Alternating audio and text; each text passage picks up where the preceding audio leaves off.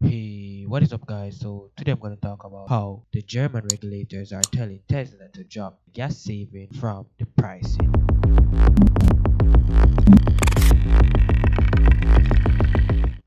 So, after reading this article, I realized that Germany basically just want a straightforward price. They don't want you to go on a website and you see $9, but when you actually cash out, it's $20, and that's not tax.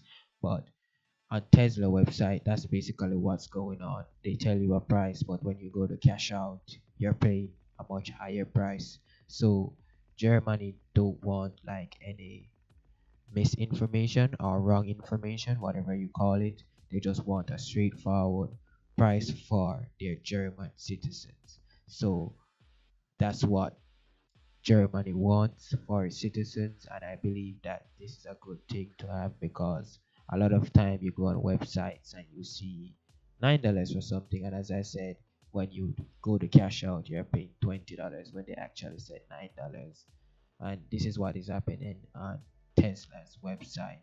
So, yeah, guys, that's it for this video. I just wanted to update you guys with what's going on with Germany and Tesla. It's not really a fight, they just want um, Tesla to be more straightforward. I don't know if Tesla will change this for its sites worldwide or just in Germany. That when you log on to Tesla's website in Germany, you will see a straightforward price. But in the United States, you won't see the straightforward price. I don't know if it will be worldwide or just in Germany, as I said. But for now, Tesla is gonna change their price by March 20th. They're gonna have a more straightforward price on their website and in the country. So yeah, guys, that's it for this video. Thank you guys for watching, and I talk to you guys in the next one. Peace.